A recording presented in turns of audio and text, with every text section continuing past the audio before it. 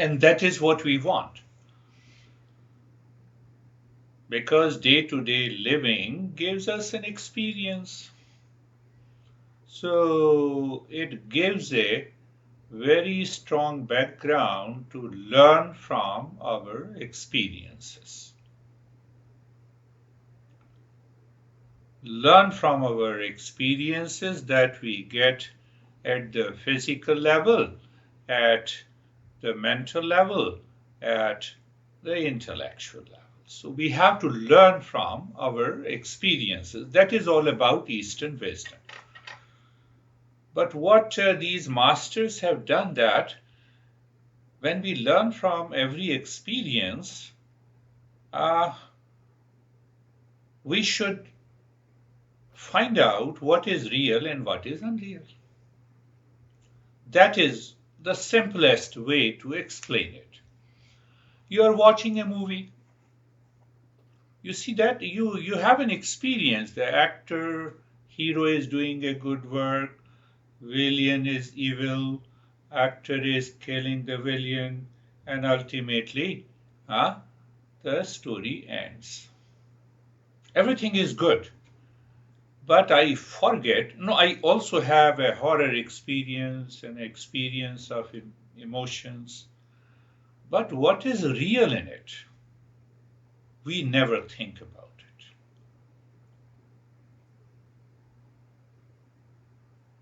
What is real? Behind that movie, there is nothing. There is only a TV screen. That is real.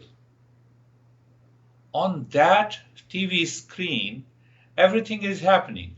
The hero appears, the villain appears, the actor appears, then there is a story. But fact is that same way, everything appears in the consciousness. Everything appears on the consciousness. That is what the learning from experience is. But nothing happens to the consciousness. Have you seen in the movie there is a fight going on, the car jumps couple of feet, the blood is coming out, but nothing happens to the TV screen. Are you getting it? Say yes. Nothing happens to the TV screen. The same thing, nothing happens to that consciousness. That is what we are searching. But to gain an experience, we have to do the karma. We come back to the same topic of karma yoga. Karma yoga leads us to an experience.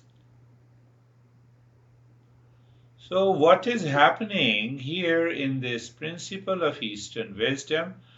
That we are doing the karma, whatever is given to us and whatever we are doing.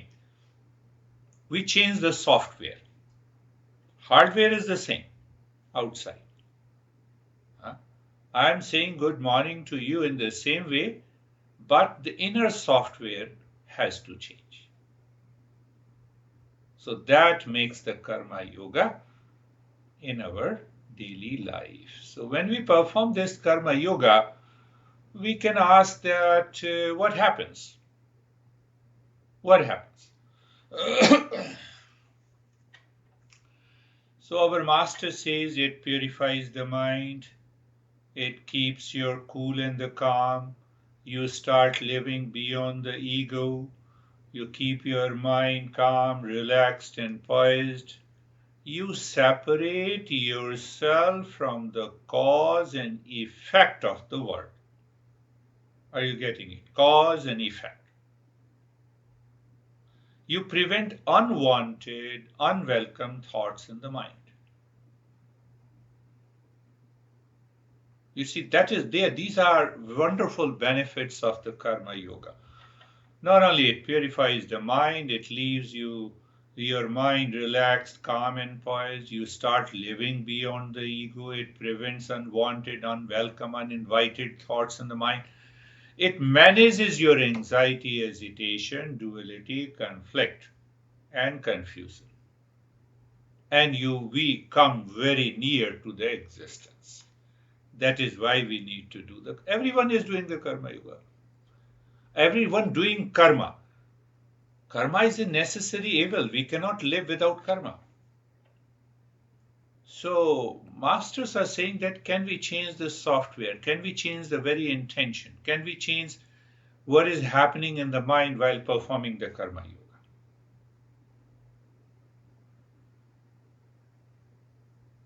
Do you see that? Karma is a necessary evil. One hand. And the life is action, action is life. We cannot live without doing karma. So it is showing a path how to bring that mindfulness or a state of meditation, or you can say a state of awakening in our daily life. There, the role of karma yoga is great.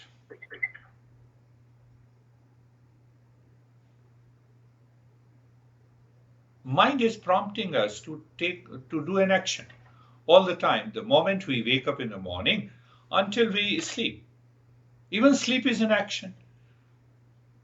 So you see that the moment I become aware before doing the karma and I ask myself what is the right and a good thought, what is the good and right attitude of the mind to perform the karma,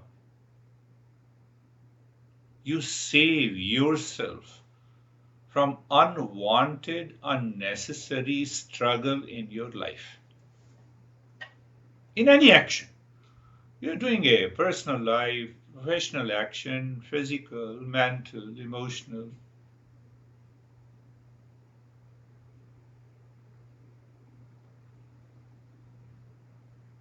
So, what is happening? You are filtering out unnecessary, unwanted, unwelcome thoughts from the mind before you are performing an action.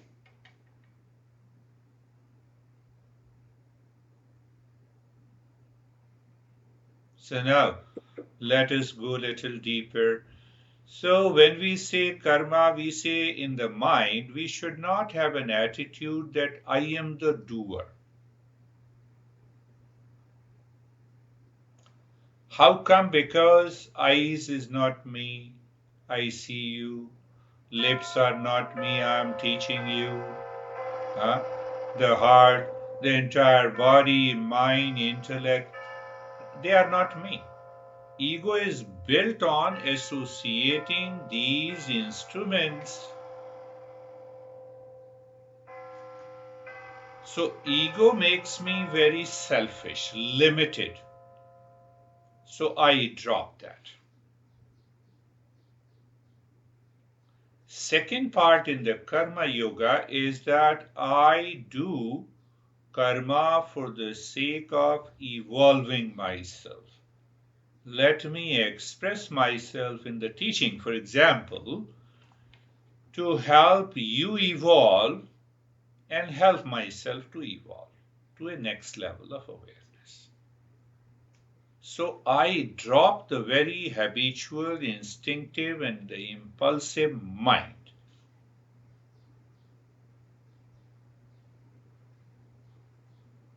We are always going deeper and deeper. I want to make it clear. Perhaps in the next session we will take about what are the other benefits of doing the karma yoga. You'll be amazed. So you see that ego and the very selfishness causes my mind restless, agitated. It even prevents me listening and learning. It takes the mind hostage, creates a serious problem in my day-to-day living. And hence the surgery is required, and that surgery is karma yoga. Think of this. The more you think of it, you wake up in the morning, consciously think how you have to greet your honey.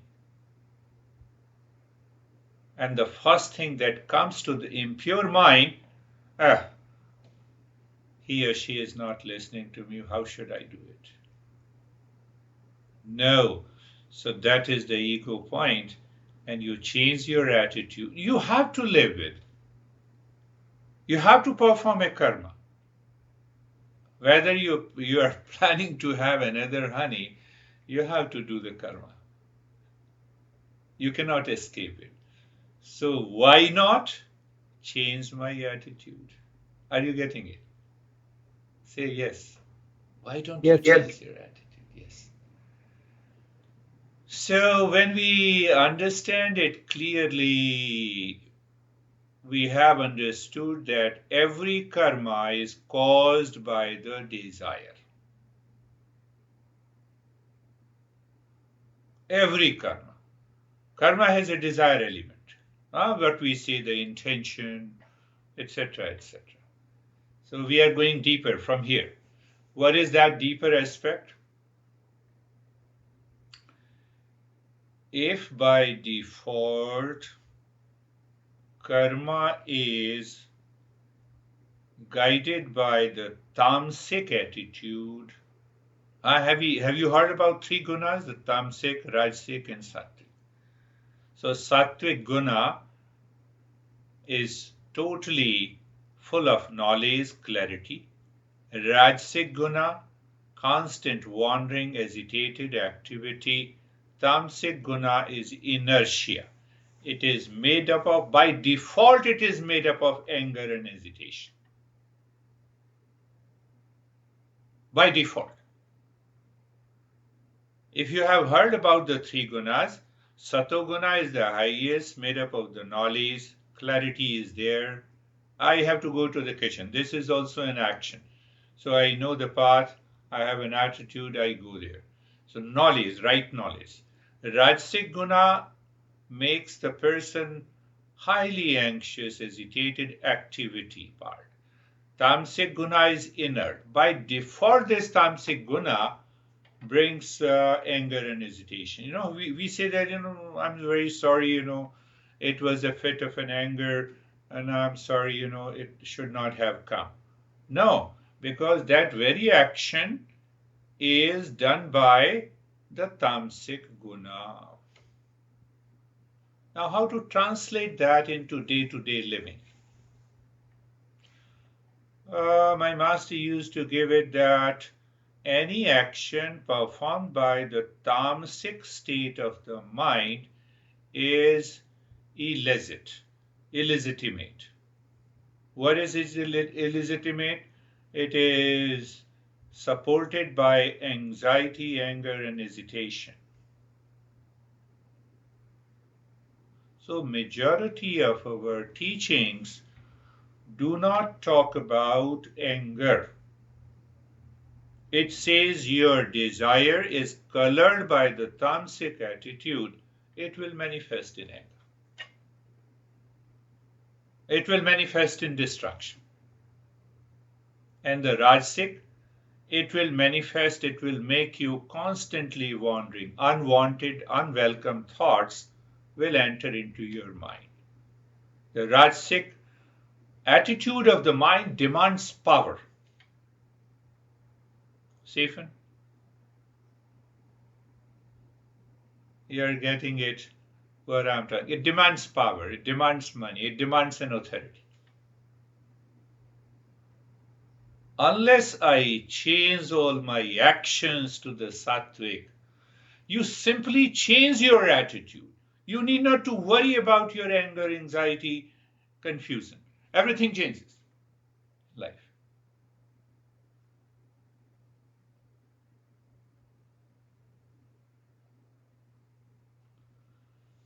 So now see the other reference we have been talking about, the impurity of the mind in terms of the karma yoga. If the impurity of the mind is gone completely, what is the intense, deepest impurity of the mind? Where is the deepest impurity of the mind, or you can say the intense? It is likes and dislikes. The likes and dislikes causes desire, anger, greed, egoism, and reaction, and a host of other problems. So what we were talking about the karma yoga. So I'm performing the karma yoga with a sattvic attitude of the mind. You need not to manage your anger. We don't talk about it. We talk about the root cause of it. So the deepest, or you can say the strongest, I think I'm making myself clear, I'm not finding a right adjective. The impurity is very deeper. That is caused by the raga and dvesha. The raga dvesha holds on to the ego and seeking the fruits of an action. And then we perform the karma yoga. The attitude of the mind is full of knowledge instead of hyperactivity or hypoactivity. Otherwise, you see what happens. You are doing some work and you fail in that. Then you don't want to do it. You become totally inactive, lethargic. And then again, something prompts you, you put yourself into an action. That is what, like a pendulum. Either you move on one side, extreme one side, or the other side. You do not stay in the middle. So the extreme impurity of the mind is caused by the raga and the dvesha. It causes the attachment and detachment that results into desire. Now that desire is supported by the ego that I must achieve this. If I don't achieve, I am frustrated. If I achieve, I have more greediness. And the journey continues. A vicious circle is created. So in the journey of awakening and realization, this extreme impurity has to be done away with. The second level of impurity, second level of problem is mind is constantly wandering. Wandering is different from the impurity. Do you see that sometimes you don't have a dislike and likes, and still the mind is jumping from one thought to the other, and it is draining our energy. Do you see that? Have you experienced? No, why my mind is wandering? It is jumping from one thought to the other. So this is a very second level of impurity. Distraction. So before we awaken to the higher consciousness, these two, one is the impurity, other the distraction, has to be, must go. So that, sometimes people say that why I'm not able to progress in meditation, the journey of meditation. It is because of these two reasons.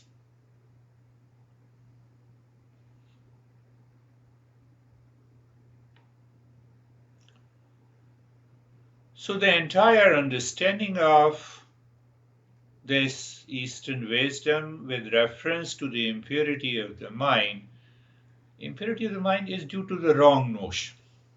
I have a wrong notion in the mind. That causes the wrong karma and prevents me to do the right karma in my daily life. Think again and again. So you reflect on it and it will become clear. We have a wrong notion about the world, we do not suffer. I have a wrong notion about myself, I will suffer. Do you see? This world is crazy. Okay, let it be crazy. I am crazy, then I will suffer. You see, there the role of the karma yoga is great. No, I cannot live with you. So then I'm suffering. I hate you, I'm suffering. You see, that is a wrong notion about myself. Why should I hate or jealous or anger, agitation? Leave the world as it is. So that brings us to the same question. Ask yourself how many times you were upset during the last couple of days since the last session. Physically, mentally, emotionally. We reacted physically, emotionally, mentally. That defines the purity and the impurity of the mind. I'm not talking that you should stop eating this, you should eat this. I'm not saying that you should wear a particular dress.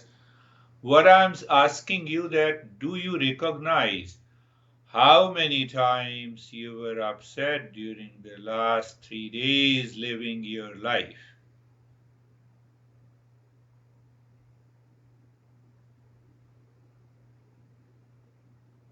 Your mind must remind you when you are near a swimming pool, the water does not sink you. You make a mistake and then you can fall into the river or the swimming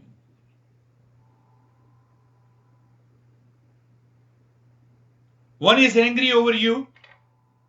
Now apply the same logic. Apply the same logic. One is angry over you. So he or she does not allow you to be angry. You are caught by his anger. You are influenced. Why? Because I did not have the right in the proper attitude of the mind. Are you getting it? I don't have. I lost it.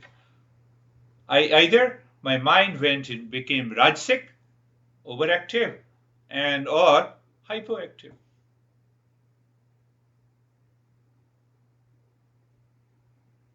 How many times? I also discussed that a spark that we realize, that ray of light, that consciousness lives in you all the time. It easily gets away with that ego and the desire for fruits of the action. So that brings me to the same statement. Are we living wisely?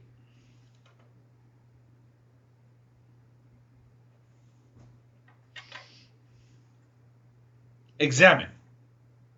My friends, examine good karma with a negative attitude, wrong karma with the right attitude.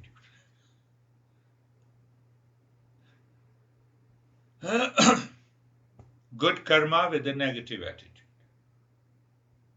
Wrong karma with the. I told you I became angry only because you are wrong. What I have to do whether you are right or wrong.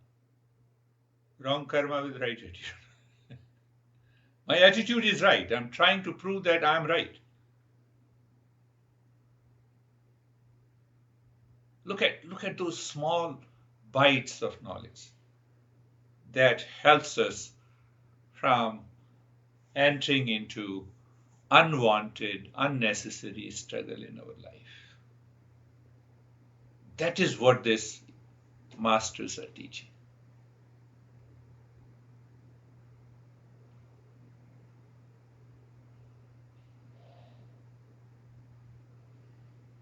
I'm recalling if anything is left about the Karma Yoga during the last, I think, 5 or possibly 10 sessions. So you see, the first is the extreme impurity of the mind. Constantly bombarded, we allow the mind to be subjected by the strong likes and dislikes, attachment and detachment in the mind, causes the desire, builds the ego, and then we are performing all of our actions based on the ego. The extreme impurity of the mind, it covers as if the horror film is going on. And I enjoy that horror. That's why I am watching the horror film.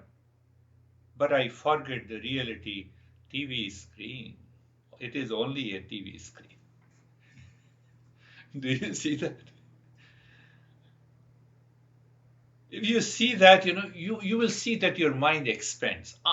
Unwanted thought goes away. So that is the extreme level of impurity. The second level is the distraction. The mind still have it causes lot of wandering. You don't have a likes and dislikes, but still the mind is wandering. We are going to talk about that after we understand the benefits of the karma yoga. So we have to get rid of unwanted, unnecessary distraction. Even distractions of the mind, the wandering nature of the mind has to be regulated. Are you clear about? One is the extreme impurity.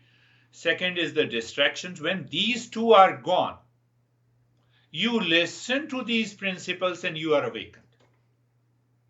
Then the real journey of Eastern wisdom begins. And then we will pick up any Upanishad based on the teaching. We will pick up the Upanishad traditionally picked up by our masters. There are 10 principal Upanishads. 108 Upanishads are there, but we'll pick up only one out of the 10. And then we will go deeper. As you listen, so you are awakening to the higher consciousness.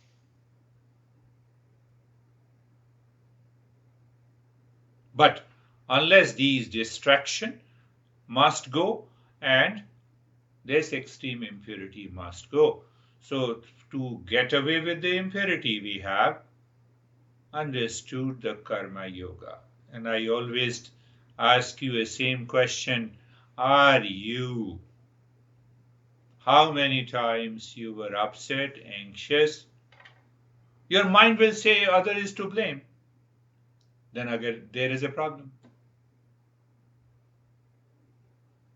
Then find out it is because of the ego, it is because of the intention I had, it is because of my limitedness of the mind. And the moment you start thinking, your mind will say, what the heck, why you're fighting? Withdraw yourself. Withdraw. Become aware. You are happy. You're happy. You live into that state. You will realize that. That is also an action. Okay.